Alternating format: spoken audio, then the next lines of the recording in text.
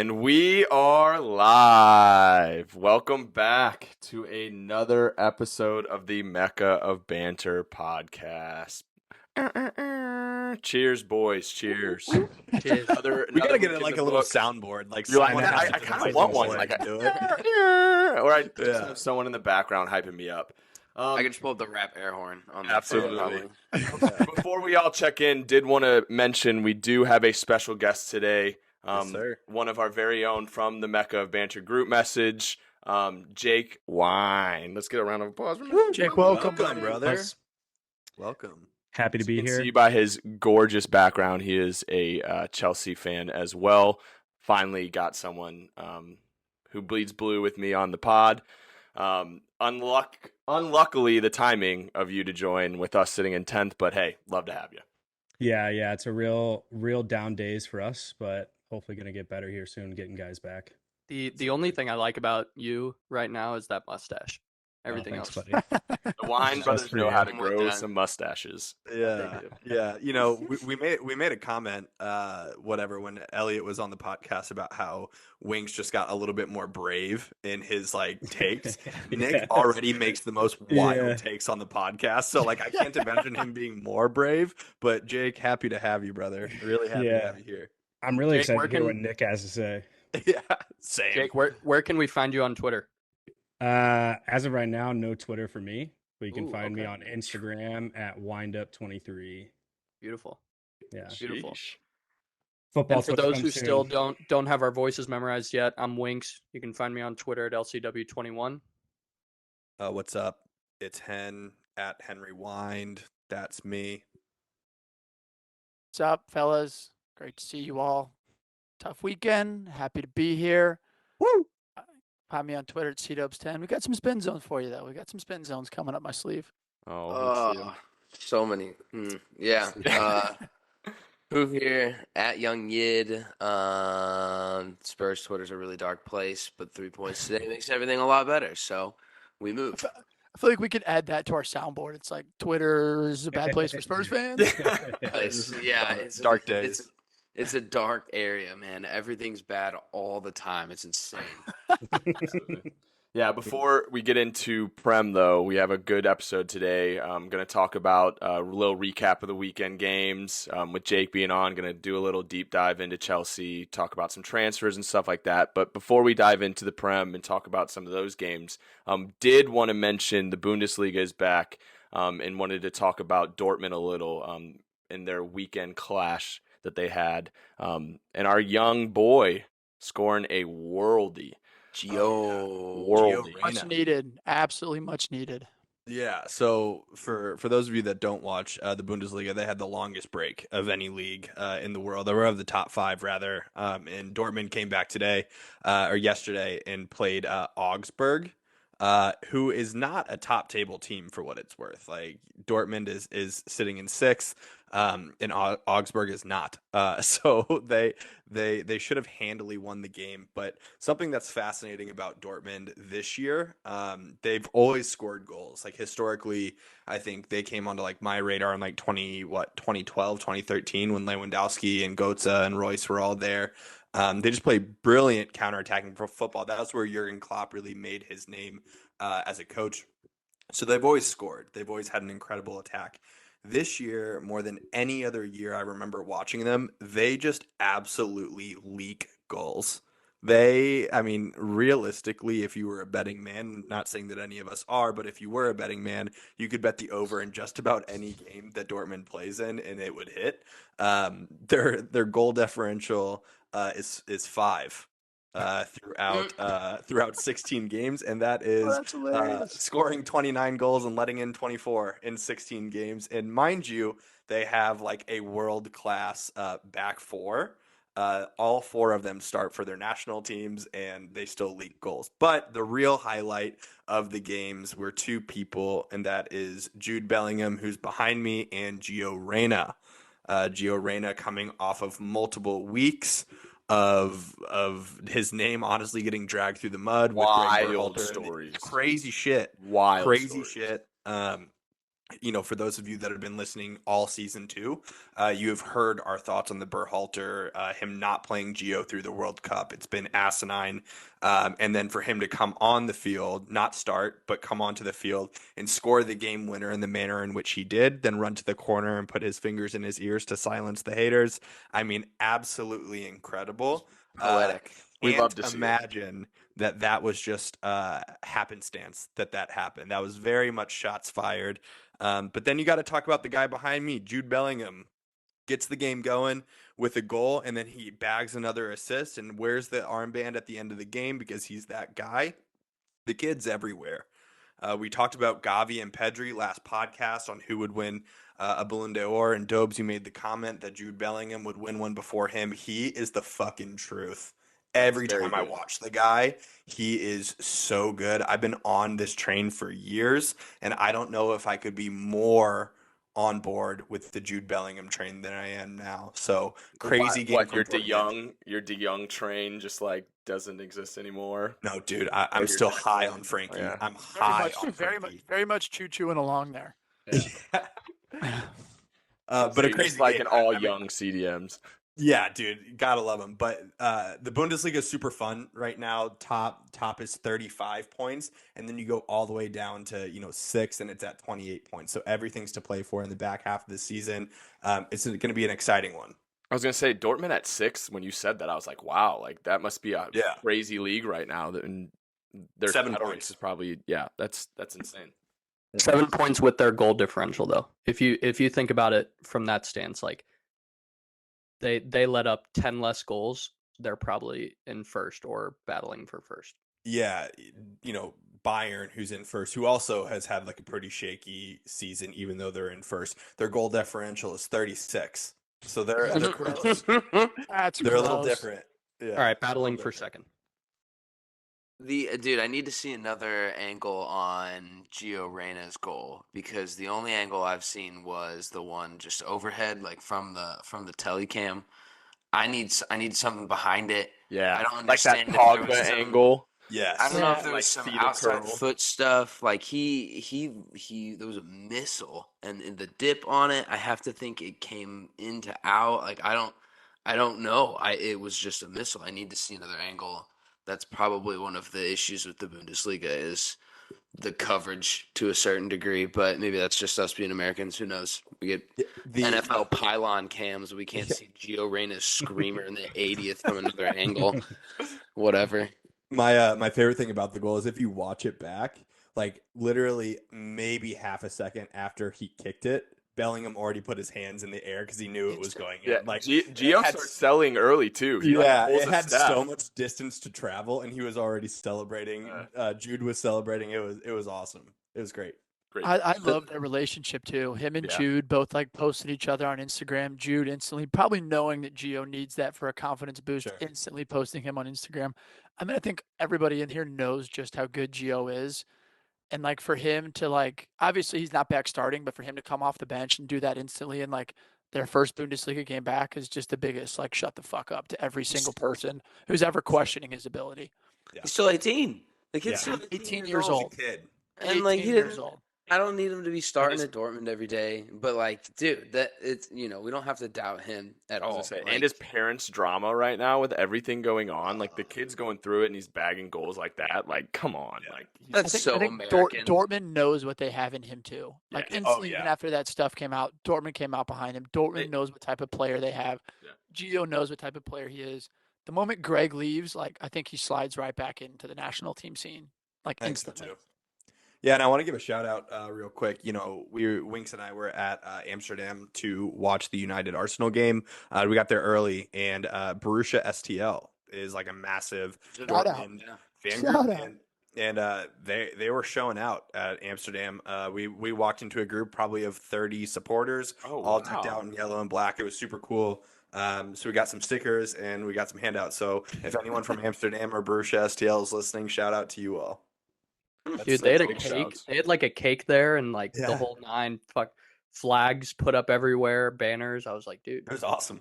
yeah, it was I've cool to been see. to that stadium over in Germany, and that's one of the coolest stadiums I've ever seen. Yeah, that's on my bucket list. I'd love to go to a game Yeah. that would be part of the yellow wall. It'd be so cool. great shout. Also, great transition into the Prem weekend that we had. You guys did go to Amsterdam for that incredible game. I will admit it was fun to watch. The final score of the Arsenal United game, 3-2. A little different than what our boy Elliot predicted earlier last week, but hey, still an Arsenal win. What are your guys' takes on that result, boys? And let's go. Let's let Winks go. Winks. Yeah, bro. Yeah, well, Do before we thing. talk about Flowers, man. no, you're good. Before we talk about the game, I was listening to an Arsenal Vision like post match recap by them, and one of the guys talked about acknowledging the state of the league right now, and I think that Dobe said it in the Mecca, but like the Prem is better when Arsenal and United are both good, and what a match that was. But the league can change, like we've seen this year. The league can change so much year to year. Seeing Liverpool and Chelsea in a constant title race with City in the past, previous years, and Arsenal playing the way that they are right now after watching them dreadfully the last several years. I feel like it's so important to not look too far ahead and kind of enjoy it while you can. And ironically enough, I was watching post-match interviews, and Zinchenko said that before the game in the locker room, he was saying to the guys, like, guys, when everyone's going to retire, we're going to regret that we didn't enjoy this enough. And so I think that's, whether that's as a player, as a supporter, or just an overall fan of the sport, he's super right. So Absolutely. That's a want to great shout. acknowledge where Great Arsenal shout. is right now, where United is right now, where everybody is right now, and just super thankful for that, first of all. But as far as the game goes, it's tough because myself, and I'm sure many others, kind of guard themselves in situations like this, especially before the game, to avoid disappointment, knowing that United doesn't need a lot to create a good chance on goal. But I think we flat out dominated in the second half, and all of the top stats pointed our way. Looking at the game as a whole, 57% possession, which isn't one of our That's higher surprising end to me, though. possessions of a game, which is Yeah, kind of that's- crazy, I know. But expected goals, 3.25 to United's 0.36. Outshot 25-6, nearly doubled United's passing in the offensive half. And one of the biggest ones, 63 touches in the opposition's box, which is a crazy stat. I think that's the highest in the Prem this year. We are so fun to watch, man. And just, we're a serious football club, and I think it goes beyond the eye test and playing beautiful football, but we have the stats to back it up. And now that Nketiah's probably the best striker in the Prem, I think that this is going to be an interesting rest of the season. But I'm so happy with how we played, and I'll let you guys speak a little bit before I dive into a couple guys I want to shout out. Yeah, I mean, at least for me, being somebody that has absolutely no say on the game, it was easily one of the more interesting games that I've seen in the last 3, 4, 5 years. At least for me, the way that Zinchenko can play and move, and Odegaard can move. I mean, it's a different game whenever those two have the ball. Xhaka, I mean, all three of those guys can kind of move and play whatever position they need to, and they're just. I mean, Arsenal's so good, United's so good. It was an awesome game. Yeah, it was good. I want to speak on Arsenal for a second. I think that game was an instant classic. I think that so far might be, the game of the season that we've seen just from a excitement standpoint.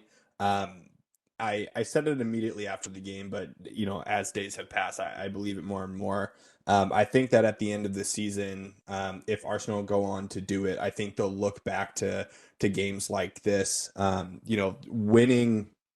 winning in the 90th minute, regardless of what the game looked like prior to that. It's a mentality thing. Like, there are so many times when you get to that 90th minute and teams just kind of shrink into themselves. To speak candidly about United, like, we came out in the second half defensively. It seems like we tried to just play for a tie for the entire second half. We weren't doing a whole lot to try to get offensive chances, and Arsenal never backed down. So I think that it's a huge mentality win for Arsenal. On the United side of things, man, we miss Casemiro. It's weird. It wasn't an injury that kept him out. It was a suspension, but Dobes has been saying for 5 weeks now that we're a Casemiro injury away from just imploding, and I think that that's the case when you looked at it. If anything, I'll be a little bit critical of Ten Hag for not making some for some subs earlier, but then you look at the bench and you say who is there to even bring on. Right when the goal was in the build-up play, I could see it coming from a mile away. McTominay got dragged so far out of the middle. Shocking. He Yeah. lunged for a ball that he had no business lunging for, and then just kind of like stayed on the ground. And instead of tracking back, you could just see it coming, and it's tough when you just rely on the same 11 guys to get it done every single week, and you don't have any depth. I won't go into the Glazers, I won't go into the transfers of United, but it just shows on games like this that Arsenal's bringing off Trossard, who's Premier League proven and is like a rotation player for them, but starter for Brighton and lighting up the league. And we don't have anyone like that. So credits to Arsenal. It was a heartbreaker. I think part of it too is not having Casemiro on the lineup and you guys don't get 4 or 5 scored on you. I think realistically is like something to be at least a little bit confident about, and knowing that the rest of the team is picking up, not playing 100%. Maguire in certain instances is always awesome, but having Fred as your late minute, sub on is fucking tough. Like Yeah, just realistically. brutal. Winks, I want to let you give some flowers to your Arsenal boys because I have a feeling my rant will be. I'm going to give some flowers, but I want to let you give the credit before I give the credit to some Arsenal players. I'll let you go, and then I can kind of take it from there. I appreciate that. I feel like we've talked about him in every pod, so far as being pleasantly surprising, but shouts to Eddie and Ketia bagging 2 goals, one of them being the late winner in the 90th minute. Boy, was that close to Zinchenko being offsides there. But last time we played you guys, similar situation. When you guys played City, similar situation. So like, it's one of those things that people are always going to argue, like, if this had gone differently or this had gone differently, the positions in the league wouldn't be the same. But at the end of the day, it's like, who takes advantage of the situations when they're leaked their way, good, bad, or otherwise. So I'm happy that we're taking advantage of those right now. Eddie's playing out of his mind. He's so fun. He's been so fun to watch the last couple weeks, 3-4 weeks. Odegaard, I didn't think it was his best game, but I think that it's part of Ten Hag's plan to contain him a little bit more. So we didn't see a whole lot from him. Saka is just consistently very, very good, fun to watch. What a goal he had, man! I was sitting next Almost to 2. Henry and our buddy John and Butch at Amsterdam, and like, I didn't cheer for like the first minute after he scored because I just had my jaw on the floor. I like couldn't believe it.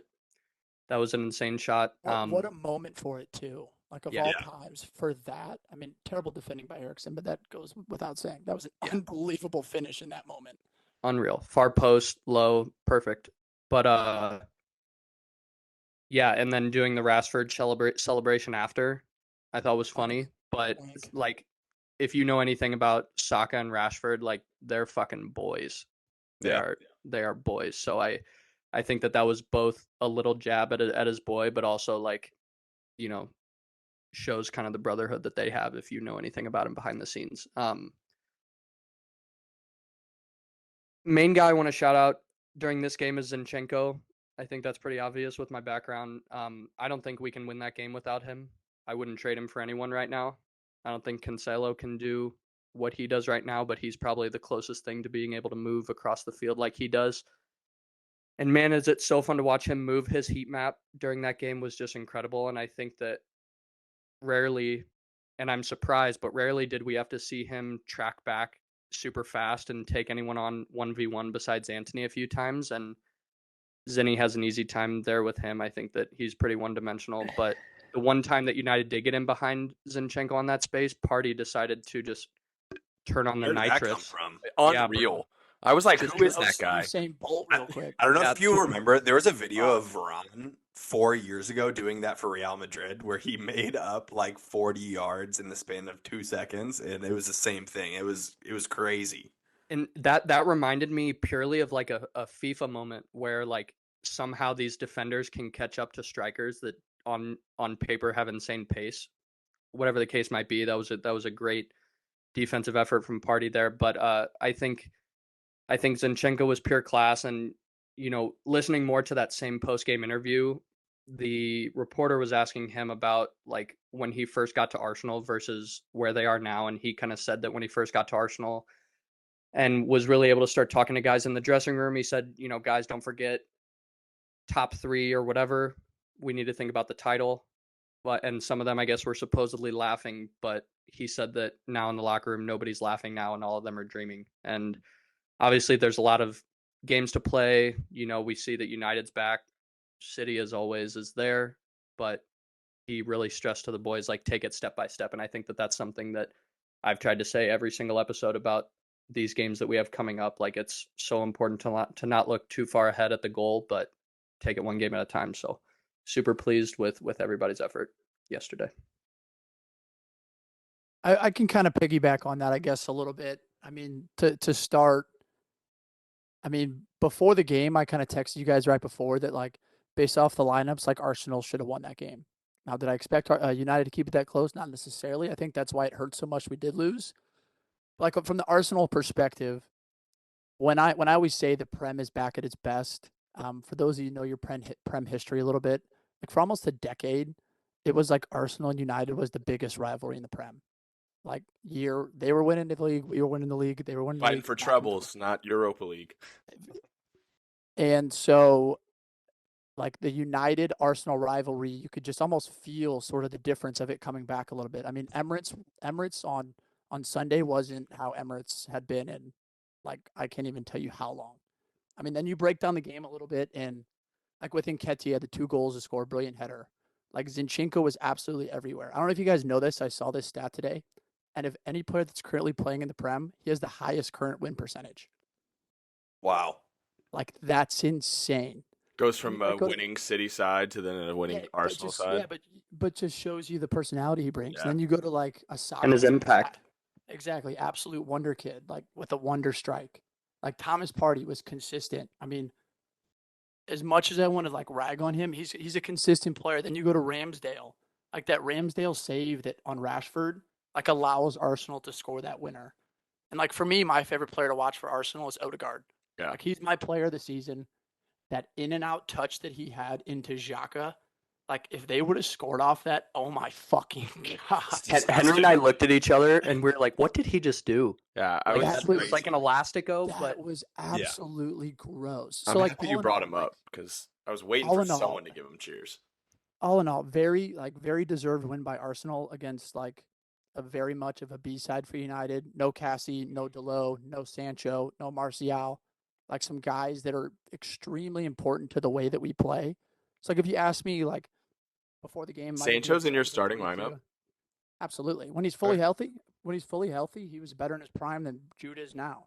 Like, so like I think like when you break down the game from a United perspective, it's very tough to be upset in terms of what we had on the field. I was super proud of the guys' effort. Ten Hag had us set up absolutely perfect in the first half.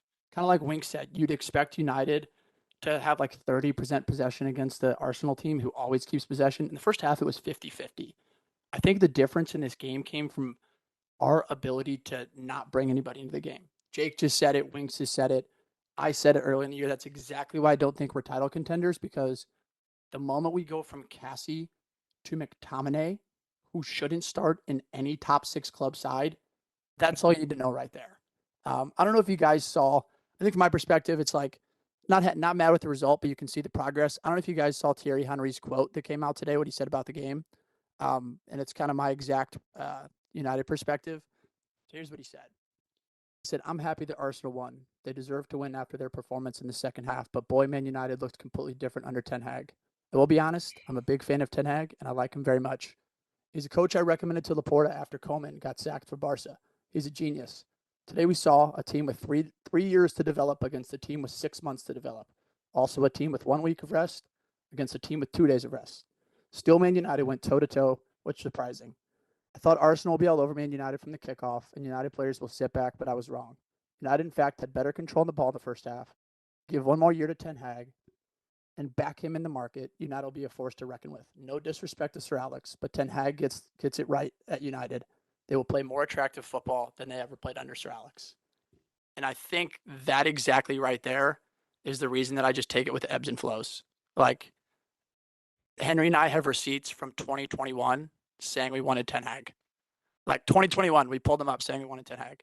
And unlike other Arsenal fans who 6 months into his journey wanted him gone, like we're sitting here backing Ten Hag. And I think that once he gets the players that he needs, you can already see what he's brought to the side. So that's why like it's very tough. It only hurts because we're in the game. Like 90th minute winner is why it hurts so fucking bad. But at the same time, the progress is there. A fully healthy or even a Casemiro, I truthfully believe we win that game. But like you have to say, all credit to fucking Arsenal. Like that 90th minute winner is what you see title winning teams do. Yep. But at the same time, like fully healthy, I think United pulls that out a little bit. Sheesh. So fun. I know. I was gonna say, before we get into all the other games of the weekend, I did want to note on some other teams to mention that aren't represented here. West Ham Everton game. West Ham beat Everton 2-0, and Mr. Frankie Lampard got sacked. See ya. So, Not one time, for the second time. For the second time. Hell yeah. I mean, not as good of a coach as he was a player. But hey, rest in peace, Frankie Lampard. Not Head to the championship, probably. I saw, Bielsa's going to take him to the championship. That's what I've been seeing. That'd be great. Yeah, another. That's an interesting character to pick up. Arsenal will get Everton right now on the new manager bounce. So that may play a little effect there. I don't know. I don't want to get. Have they announced a manager, or is it just an interim? Leighton Baines, I think, and somebody else. Legend. Are Absolute ledge. They're like co-managing Everton until. Oh, they're beating Arsenal. Legend. I used to call Sean Hughes Leighton Baines. Oh, I did too. I would scream it every time he would get bro. left-footed cross in. Another game I wanted to mention was yesterday, City versus Wolves. Haaland with another hat trick. I mean, what can you say? 25 goals at the halfway point is kind of crazy in my opinion. No matter. I think at the end of the game, I think Winks pulled it up. I think he had 6 touches. Yeah, he hardly touched the ball. I watched the first half, and he did not touch the ball unless he was scoring. He doesn't. Gross. Absurd. Yeah, it's a gross statistic. That's crazy. Absolutely absurd. I would like to double down on the fact that doesn't happen on 90% of the teams in the world. So the two goals he scored for the higher percentage. The 2 goals he scored for the hat trick were a pen and something that anybody in this group or in this message right now could score. Right. Like literally, it was like right outside the 6-yard box, and the goalie was not in the goal. Yeah, he said sink. Hey, still bagging goals though. What is it? 24 now, which is more than 25. 25. Okay, 25. More than Chelsea as a team, which is crazy. All of the offensive talent, but one guy has more. He's got more goals than absolutely all the. Than what was it? 7. Yeah, I was Premier gonna League say teams? it's a lot of teams. Yeah, Sonny, not close. Sonny won the Golden Not far Boot. from United. Sonny won the Golden Boot last year with 21. Shared it with Salah. That was the end of the season. That was over. And now we're halfway. Yeah. What did Newcastle do? Newcastle tied 0-0 to Crystal Palace, so that's a good result for Good. us. I want to shout my man Chris Richards. Yeah. Dude, have to. They played since did he play? Did we have the Palace United game since the last? No, we haven't. We haven't talked about it. So I think you guys can dive in on your Man United situation, but he came in first start in the Premier League for Crystal Palace against the surging United. Like that's the best way you could put it. He was nails. He was confident. He was money in the air. Never was out of position. Made an absurd 40-yard catch up to Anthony with a sliding tackle in the box to get out for a corner. Like the stadium was going nuts. I was like, put that in my veins, bro. And then he does it again. Incredible. He does it again to Newcastle, and Newcastle's super super super disciplined, and they're I think Palace had a chance or two to win that game, but Newcastle's defense is insane, and for Palace to go toe to toe with them and Chris Richards starting again, there's a lot to be said about that. I think that's awesome. Yeah, we can put like a little watch out there, and we don't need to double down on it right now, but we can just put a watch report for the rest of the season. Mark Gahey and Chris Richards as a defensive pair are awesome. They're great. There's so many Prem teams out there that would love them as their starting 2 center backs, and they're going to be sick for a long time. Clip it. Clip it, chat. They're sick. Another game I wanted to mention, another player who's having a good season that I feel like is going unnoticed is Mr. Harry Kane. Tottenham played Fulham today. Finally got some 3 points for your side. Hoover, how'd you feel? Yeah, it was fine.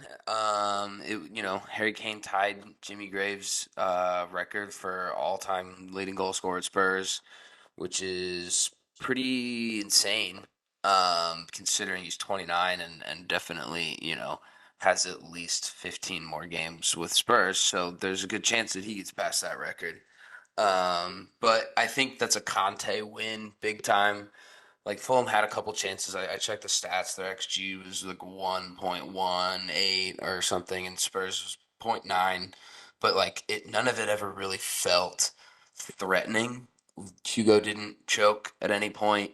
And then defensively, I'm gonna shout out my man Emerson Royale. Actually looked like a competent footballer today. It's kind of wild. He was He's comfortable got on the that ball. confidence after the City goal. Dude, he caught himself a goal at City and everything changed. I can hit on that one too. Like that one. I knew Spurs were gonna lose that game. Like that was just kind of how I felt about it.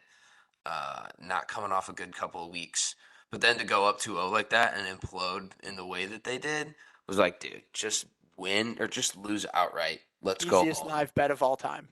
Yeah. Oh, it was insane for them to give up those 2 goals. But then Pep, even at the end of his post match presser, was like, he's like, I can't believe we pulled it out. He was like, my team played with zero guts. They just did not show up to play today, and I do think that some of that was true. And then to still lose to them 4-2, it's like that just shows you where we're at here. Like we were kind of the City boogeyman for the last couple of years, and I think they still can be, but you Yeah. caught them on a day where Riyad Mahrez decides that he's actually really really good at the sport. So it just shows you the class levels, and it's not anything new. It's not like we've got I new do think revelations here. the scariest thing besides facing City is like facing City down a goal. Like when Oh they yeah, are just going to do nothing but consistently come at you, and then the people they have on the bench to bring off that are just going to keep coming at you. That's like City just reached a different gear. The moment they went down 2-0, it was like, all right, guys, we actually have to play today. Let's fucking go. And you saw it instantly. And who talked about that? Henry, I think, said like live at halftime or close to it, like City money line might be City money line live might be the bet. Yeah. And then they just come out and score 4.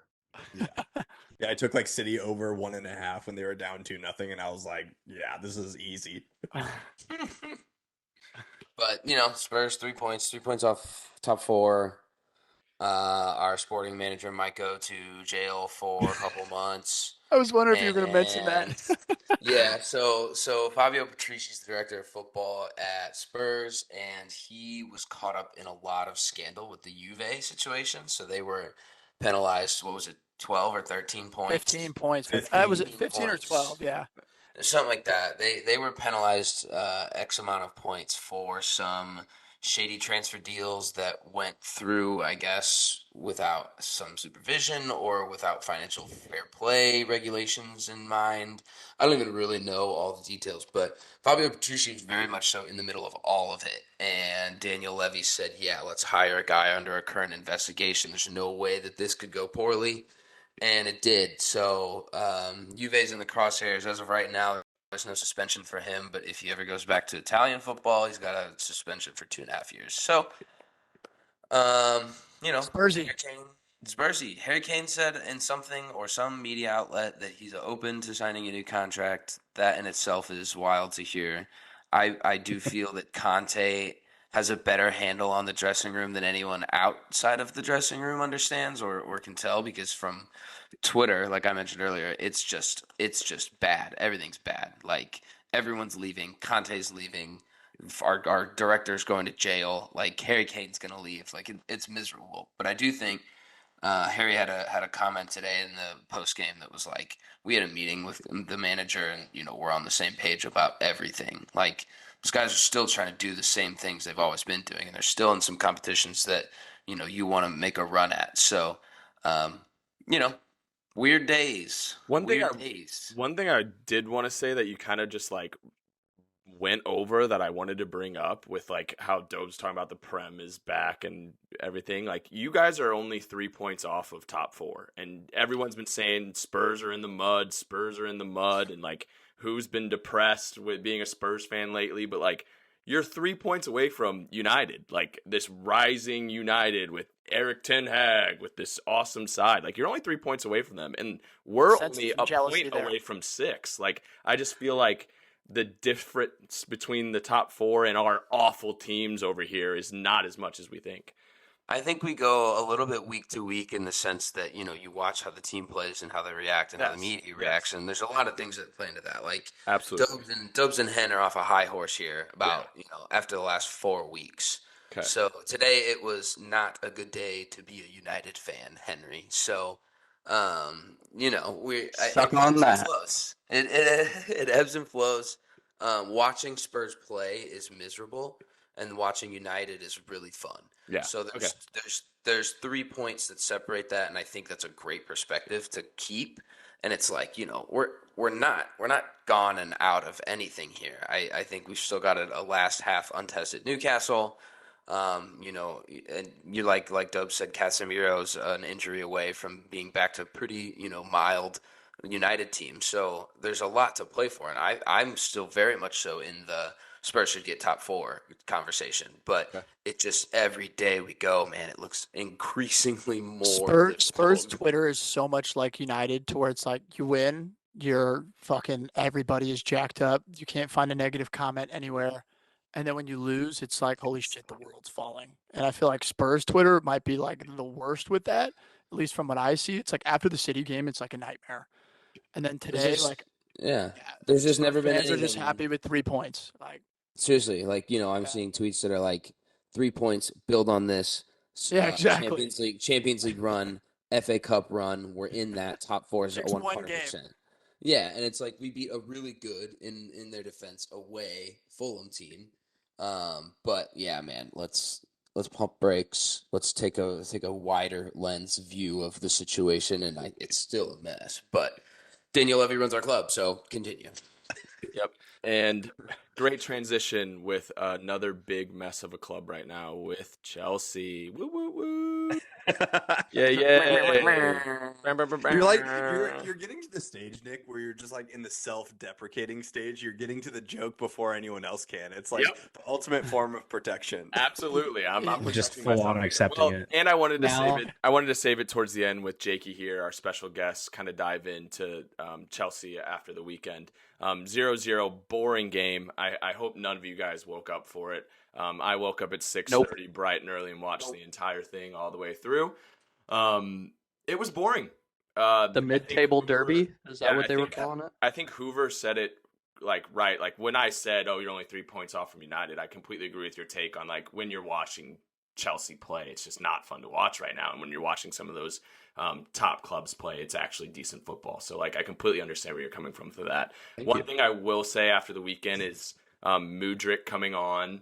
I thought he was a spark in our team. I'm kind of like Hoover with the park the brakes a little bit on him. I don't want to like say he's the next big thing, but he was definitely a spark in our side. He probably should have scored a goal though.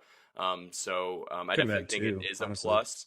But besides watching highlights, he felt like the best player out there for the minutes he got. So yeah, he was. I'm excited to see. I'm jealous, obviously, but excited to see him play a full 90. Yeah. And his biggest thing is. Go ahead, Jake. Yeah, I think too the biggest thing that I notice is not only like his play and his mentality when he gets into the game, but also what happens around him too. You see guys that are willing to feed him balls that he knows that, and the guys around him know that he's going to get to. Like that's the thing is it's much different. And then especially like it's a chance loss whenever you have Trent Alexander-Arnold come on your right back position and Mudryk doesn't dummy him at least twice. I think that's a tough scene whenever you're not getting him the ball as much as he needs to, and it'll be a feeling out process getting these new guys in and how they like to take balls and things like that. But I think for me, I'm excited.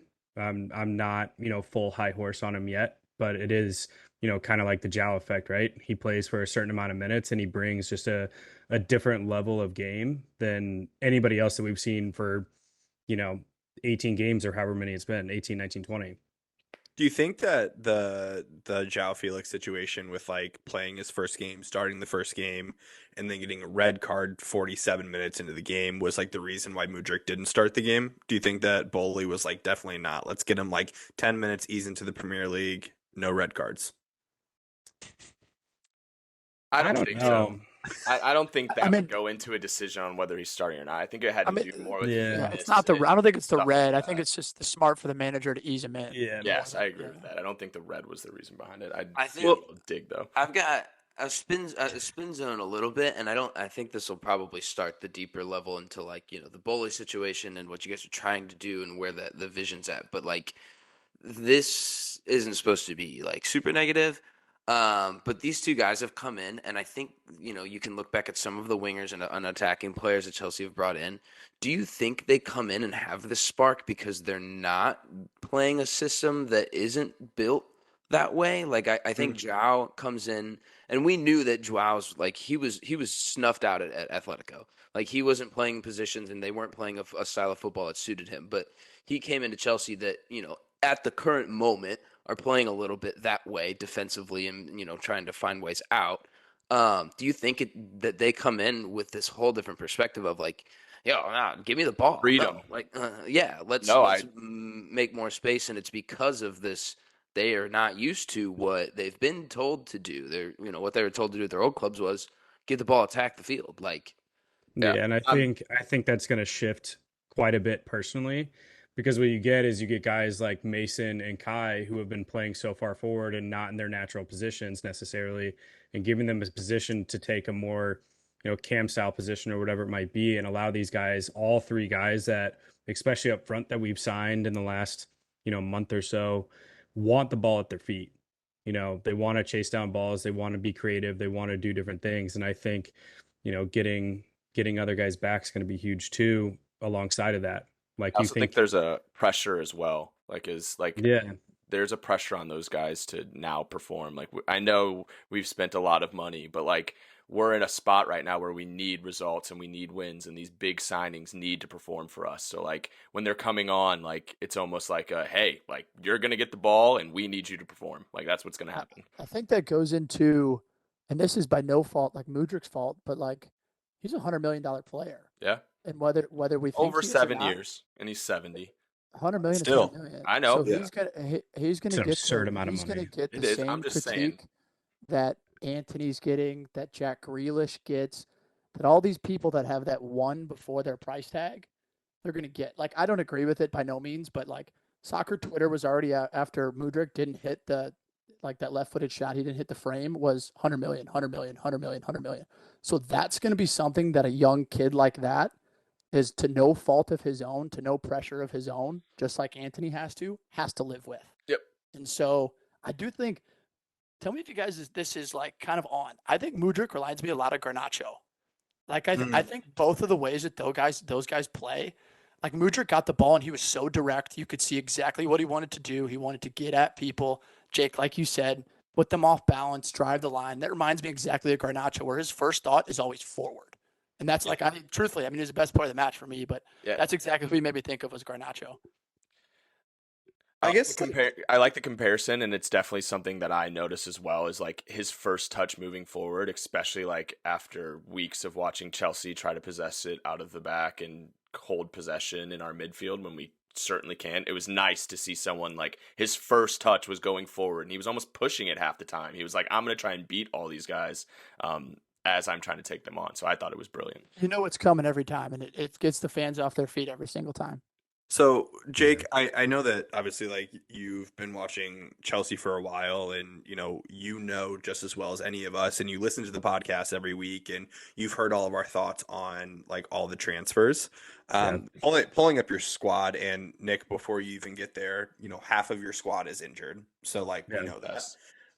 The majority of them are We coming know Got it. that, but you guys like don't understand it. But okay, keep going. well, the majority of them are coming back next month. Yes, February, Yeah. mid-Feb. So Yeah. I'm curious to hear from you, Jake, and Nick, if you want to chime in on this as well. What's your starting 11?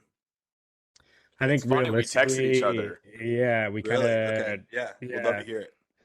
So I'm gonna pull up our exact text so that way I can refer back to which ones This we is said. tough even to think Receipts, about. baby. It is tough, Well- and I'm really curious on like the front four. Yeah, Because- Yeah. definitely. Yeah. One thing I did want to say that I wanted to say before we get off this Mudryk topic is one thing that Yeah. kind of scares me, is with him being so offensive, especially like, in that game against Liverpool early on. Cucurella is just awful. He is Word. not a good defender. I literally don't think he won a one-on-one defensive battle the entire game. And Lewis Hall, who was playing left mid, had to save his ass multiple times from getting burned. And I'm really 60 nervous million if defender right there. Cucurella and Mudryk are on the same side. Like, I think he's going to be left on an island. And I am Him and praying Chilwell that be Ben more- Chilwell be gets more healthy balanced. soon. Yeah, They'll be I more think, balanced. and that's part of my notes too. Is I think the big thing for Lewis Hall is I really liked him as a left back the last couple games. I think he was Solid. really He's Very just consistent. better than solid. Cucurella. If somebody could teach the kid how to hit the ball towards the net instead of 50 yards away from it, he would probably have at least a goal this year. Yeah. Which would bring him in, by the way, to the top 5 in Chelsea scoring. So, So- and Yeah.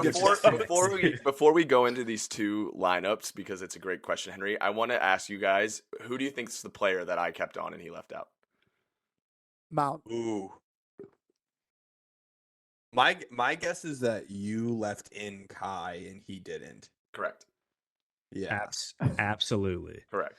For me, my back 5 full healthy is Which is Reese. absurd, by the way. This lineup is absurd. Yeah.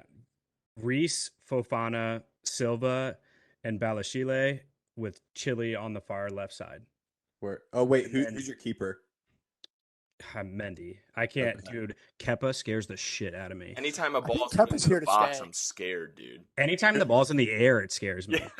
Great playing the ball. He's been great moving the ball, at least for the most part. But dude, his indecision, you can tell his age a little bit, but he's getting to the point where like he's getting to the age where like you shouldn't have that question for somebody that you're paying that much. He's 28, bro. He's not. I know, old. that's what I'm He's saying, 18. but he was brought in as a guy that's supposed to be the next guy for a Yeah. long He's just period of building time. stock for us to sell him. That's all he's doing right now. Yeah, I think and having Mendy hurt definitely doesn't help that.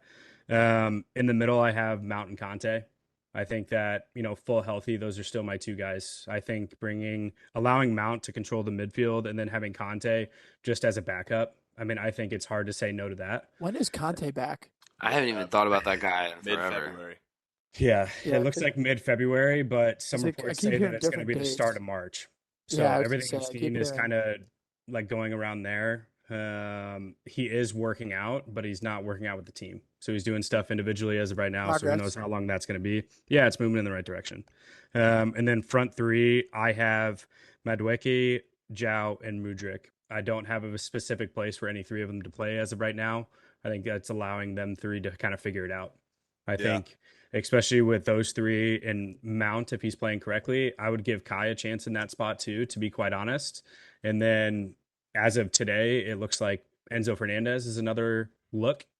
And then on top of that, Casado from Brighton. Like those are the 2 that they've been kind of surrounding a lot, which would be a massive, at least in the Both of midfield, them. right? Especially of Casado. them. I think plays a Conte type role, very, very defensive heavy.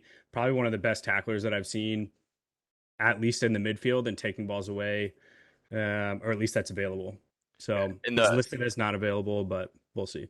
Yeah, and the only difference between my lineup and his is literally I have Kai, Zhao, and Mudryk in my front 3. And also But where do Shalaba. you? in But the where right do you side. play each person? Like, I What'd guess you say? We for also your front 3, Nikki. Like, where are you playing each one of them? I'd probably have Zhao and Mudryk almost like I would play them like a striker and have Kai sit underneath them. Like both of them play like a striker, Yeah, like a here and then Kai. like a triangle. Yeah.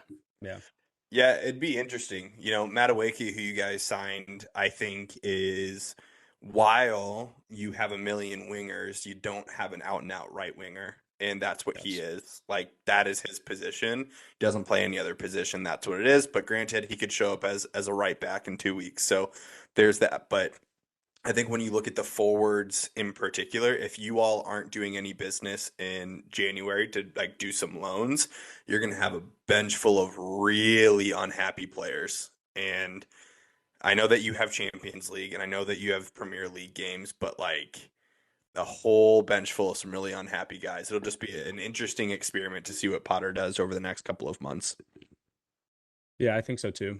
I mean, it appears that Sterling is going to be back fairly soon as well. And the big thing for me is like I don't see Sterling beating Mudryk out of a spot ever. I don't see him beating Zhao out of a spot ever.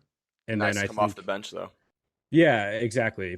Bring a spark or some energy whenever the time comes. But beats McFred in the 80th, right? Yeah. We were just talking about depth. Smokes McFred in the 80th. I still personally think Sterling is dog shit. Oh yeah, I mean I agree, but like coming off the bench, it's better than nothing. Yeah. Yeah. Also, kind of a cool shout for you, Chelsea boys. Like Gabby Slonina, who is like your 18-year-old keeper that you just got from the MLS, just got his first like USA call up. So he's at camp right now, which is really cool for you all. I know that he hasn't really featured for you all yet, but still pretty cool. I've seen some Twitter speculation on why not give the kid a shot here coming up. Like you're talking about him currently at this point, he's the number 2, and that's just not even at his own doing. But kid was kind of a brick wall in Chicago. Yep. I think that would be cool to see So him weird in to FA say. Cup. Yeah, dude. Yeah. Right? Yeah, I do think too. Keeper's one of those positions where like Matt Turner's a blueprint. He is a great keeper. He's a great shot stopper. He's a great, a good getting in the air, those types of things. But the Americans just straight up lack foot skill in the professional game in Europe because it's so more heavily reliant on building out of the back. But I think in like an FA Cup game or something, it'd be really cool to see Gabby, and then I think he gets a shot if Mendy's still hurt. If Kepa goes down, that's your guy. Like that's so interesting to think. Absolutely. Yeah, 100%. To be fair, I'm not against giving him a shot. Like I mean, He's just 18. Yeah. Like yeah. At some point we have so many competitions coming up. An injured goalie, like it's the best problem to have though. Like competition is what you need. It's just I think the bigger issue than you guys having the guys is having Potter do it in the middle of the season. Yeah. Yeah, that's I think if you do this preseason, it's another story. Preseason, it's a different team. All these guys are there. It's a whole different team. I think the thing is Potter trying to do this like in live games and figure out his best 11 and what works and what doesn't work, who to bring in, who to start, like what formation even works best. Because I think all of us watched Brighton under Potter. Yeah. And the way they played, played free-flowing football, kept the ball, played beautiful, scored beautiful goals. I think that's what he wants to do at Chelsea, which is why some of the signings are a little bit confusing. But I think if he has the time and he trusts the guys, like they can be very good. It's just can he do it in the middle of the season? Yeah, I don't have a take on Potter yet. Like I'm not for him or against him. I'm kind of just to give one, really. Exactly. I'm still kind of waiting it out. But I did want to mention. I think we kind of talked about the last pod. I'm happy that like. I know we talk about all these signings, but like I'm happy we're doing something. Like we could be doing absolutely nothing, sulking in this injury thing and being like, "Oh, we can wait it out. We're in 10th." But like we're going out and buying people. Like instead of just sitting back and doing nothing. Yeah, are they sometimes outrageous signings and we're signing a lot of them, but it beats doing absolutely nothing and signing no one. So like, if your owners are cool with splashing the cash, like exactly. And I'm jealous. The only downside is with the contracts being structured over years versus up front, like it makes it a lot harder if any of them flop to get rid of them and justify the contracts. So Boley is betting a lot of money on all of these players that he's spending to pan out. Yep, and Yes, he's buying young guys, and I'm but hoping that's the Potter has negative a lot side of to it. say in it too on Yeah, those well, that's, younger I mean, ones. you would think, but like that's the only real downside is that it gets to year 4 and Mudryk or some of these guys you sign are shit. Yeah. Like you're at a loss when you try to sell them no matter what. I would give Yeah. so many amounts of monies to do a Chelsea all or nothing this season to see what's going Same. on behind closed doors. I would Same. pay so much amount of money for Who that. is all or nothing I was this year? thinking about that after the United don't know. game. Like why can't they do an Arsenal season 2 this season? You never know. What- they What could a be, season but 2 it would be. The We never Chelsea know, guys lads. just You show never up know, to the lads. They locker could lose to room. Norwich. like it literally might be going to Chelsea. You just think it's been Arsenal, it's been Tottenham. That's what I thought it was. Like, could it be it's been us? City. What if? That would be It sick. definitely won't go to United until the Glazers are gone. Glazers would never do Allow that. to But happen. if it could be Seriously, though, Chelsea like, this season, it'd be all the incredible. Chelsea guys just in the locker room, it's like all of a sudden just somebody new shows up, the locker next to him, like 7 days in a row. It's like, hey, nice to meet you, dude. Welcome to the squad. Yeah. Yeah. I think that's a big overlying theme for the year is kind of like changing the guard, right? Yeah. Especially like my background in hockey, you look a lot at like the teams that win or that dynasty type team. So you look at the Blackhawks, you look at the Kings, teams like that win multiple in a row, and there has to be a downtime from that. And I think, while we're not in worry of getting relegated by any means, but at some point you have to start fulfilling some of those bodies that are getting old and aren't able to do it. I mean, you look at Conte over the last 2 years has played what, like 10 games tops. Like that's terrible. Like he's easily a guy that I would put in my lineup, no questions asked if he's healthy.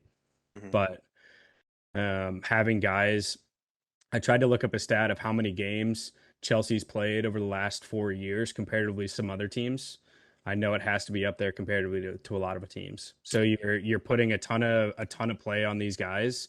You look at guys that are so reliant, especially the year that say we won Champions League. Like you're so reliant on James and Chilwell to play a full field game, and I think you see them getting hurt is a big part of that. Like you put so much wear and tear on your body that eventually it just says no more. We think talk that about could that be all the part of it too. time.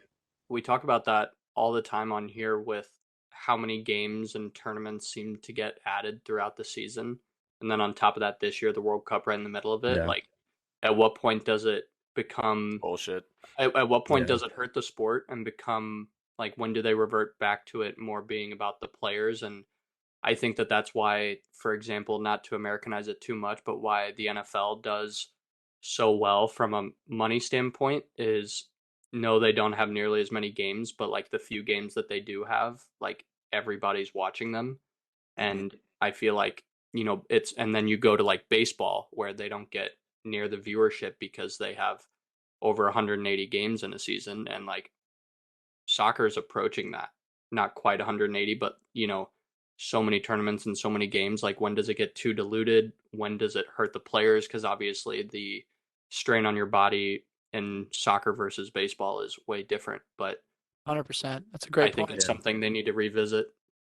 They won't. I mean, not know. to be the It's true, yeah. devil's advocate, but it's just we're talking I'm about not the co- single most not corrupt complaining. sports, federation in world sports, and Ever. like that dude, that FIFA documentary on Netflix. I'm going to double down on that. Was from a business standpoint. Like I'm pretty into the sports side of all this, or the business side of all of it. Is like that was fascinating. It was political. It was everyone under the sun.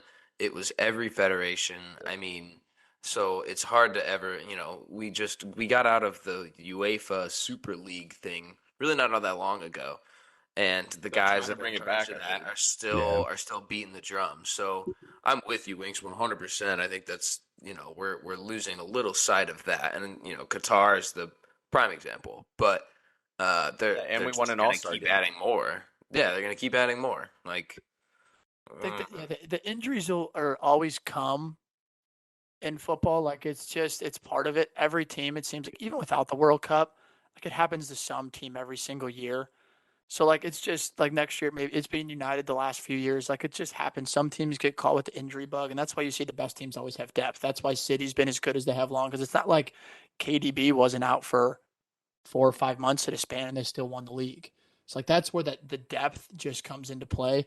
I mean, this is kind of a good transition into Liverpool a little bit. I mean, I don't know if we want to touch on them with Butchie not here, but like Liverpool's got the injury bug right now. And I think if you kind of break down this Chelsea Liverpool game a little bit, like Chelsea had moments where they actually looked like they had played football before. Liverpool was dog shit from start to finish. And I mean like their center backs were just passing the ball out of bounds, like passing the ball to the other team to where it looked like a team, like a Liverpool team. And I'm not gonna lie, I'm so happy to be saying this, but like that I hadn't seen since like 15 years ago when they were at. Like, I know they're injured, but like Chelsea's injured. You guys actually look like you had some sort of like plan going into the game. Where Liverpool was just terrible. And I think it goes back to the doing nothing. Like I feel like Liverpool is just doing nothing right now. Yeah, they signed Gakpo, but like that's it, really. Like We always Is knew this he was gonna be a Klopp's last clown. year? Voot. Is this Klopp's last year? Everything? it's his Is he on 7th year. contract? He's gone, right? It's always his That's, 7th. that's the golden number.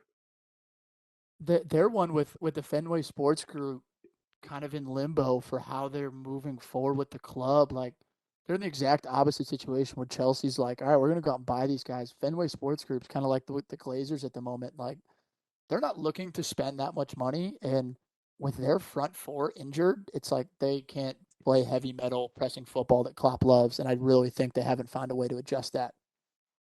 Yeah. Yeah, no, that's a good take. Liverpool, um, the game and yeah, Chelsea we looked okay, but just all in all, I thought it was just so boring. Like Well, I mean, it was a boring game. Just if you're trying to pick any positives out of it, it's like I appreciate you. I can't pick any out for Liverpool, dude. Okay, so the weekend's coming up. I don't know if we wanted to do a little preview in those, or the fixtures coming up. Probably Or wrap, honestly. okay, we can do that. You want to do a factor cap? Anybody have one? Jake, or Nikki, you got one? I was gonna say my factor cap. Holland finishes with 45 goals. Factor cap. We did one like that already. I don't know if you were on the pod Oh, sorry. with whether he I was gonna finishes. say I over- said cap. you at listen to the 40, I pod when said you're not cap at on? 45. Jake, like he loves his own voice. The number just got higher. That's all. Yeah. So I mean, Yeah. and it's a realistic question. Like, that's 5 more than we all said cap to previously, which was 40, which is probably going to get blown out. So yeah. I'll I don't go. know if he keeps going games like 3-4 games without scoring and then scoring a hat trick. I think he's going to have to be a little more consistent. As weird as that sounds. I can do a different factor cap. Odegaard Player of the Year, Premier League Player of the Year. This is a good one. Massive fact. This is a really good one. It's I actually- genuinely. Go ahead. I'm gonna say fact. I was just gonna echo what you were saying. Yeah, Wings. so I feel like we've talked about this in the Mecca before. If City win the league, it's Holland. Yeah, If Arsenal win the league, That's exactly it's I agree exactly with my you. thing. That was gonna be my only caveat I was gonna add. Like, Yeah, you guys that's can got- all say that's gotta fact, be it. but Holland is the only other person I could see winning. Yeah. I think more than Saka, more than Party, more than Nketiah, more than everybody in that Arsenal team, I think Odegaard is what makes him tick. He's the engine. He's the guy that's creative. He goes both ways. The passion he shows, all of it, and that's exactly why he wears the C. Yeah, I'll go fact too. I think that he's just been unreal. Yes, we'll give the caveat if City win the league that it'll be Holland, but Odegaard I think just consistently is doing it, and I mean even moments like Winks, you called it out earlier, like that like Elastico pass. It's one moment in the game, and it has us talking for days. Like he just has that kind of aura about him right now, so I think he's got the sauce, and I think that that's a lock if they go and win the league. So I'm going fact. I'd have to agree as well. I have to just do fact. I mean, it seems like every time I tune into an Arsenal game, he's easily the best player on the field and creating chances and being able to control the ball in tough areas. Like there's not a lot of guys that can do that consistently game in and game out, and especially being able to play in such a fluid system where you can go literally for any player up the field. It seems like he's the guy for sure. Yeah, and I think LJ might have said this in the Mecca, or a little shout out to LJ there. But like Odegaard was like one of those young like superstar talents that Oh, yeah. actually is successful. Like I remember when he signed for Real Madrid, all the hype was around him, and like Can't believe I they was didn't like, keep him. yeah, Well, shocker. At first, nobody like. Well, yeah, you know, they- it takes they a little sold- bit. They and sold then, him right, exactly. But like a lot of times, like we look at guys like Messi and Ronaldo who were those guys and then have consistently been that since then. So I think he was kind of one of those that it was just delayed a little bit and had to fit in the right system. All right, we're not comparing them to those two yet. Calm down. I'm not comparing Chill them your statistically, horse. Nick. Jesus Nick, Christ. You're in 10th place. Shut up. Oh, that's the only comeback you got right now. I'm specifically Win a trophy. Win a trophy. Specifically talking about from a young player perspective that signed for a lot of money for a major club, like they were consistently good. And I'm saying Odegaard was not that. He wasn't getting the minutes, and when he wasn't performing to what that dollar amount was that they signed him at Real Madrid for originally. So like sometimes those guys can still be star players, and this can happen in any team, any system, but they just need the right system to excel, and given the chance, and Arteta gave him that chance. And Yeah, he bounced for a while, and it wasn't until he was at Sociedad that we were like, oh, he might actually turn into a player. Yeah. And then went to Arsenal like on that On loan, loan. and then you're like, yeah, he's the guy. Isn't it crazy that the Premier League Player of the Year, or at least we're thinking, is going to be from Norway? Yeah, That's insane. no. One of the two will be from Yeah. Norway. That's even crazier. Yeah, one of Yeah. the two will be from Norway. Like never would you ever suspect that. Even coming into the season, and never in a million years would I ever suspect it. Haaland, but never Odegaard. Yeah. It's got to be a fun year to be Norwegian. has to be. They need to go to the It's a World Cup win-win for you. eventually. I was gonna say they didn't even play in the World They Cup, need and to they're about go. to. They have to. Yeah. Alrighty, well, that's a wrap from us, boys. Appreciate the pod. It was a good one. As always, follow us on all of our socials. Spotify, we are now still producing all of our podcasts on Spotify, so listen to us there, and of course on YouTube, wherever you want to listen to it. Cheers, boys. Shout out Jake Cheers, for fellas. joining too. Shout out to Yeah, Jake. Jake. baby. Yeah, shout out Thanks for Jake. joining. Yeah, Killed yeah, it, brother. shout out Thank Jake. you, fellas. Appreciate it. All right, lads.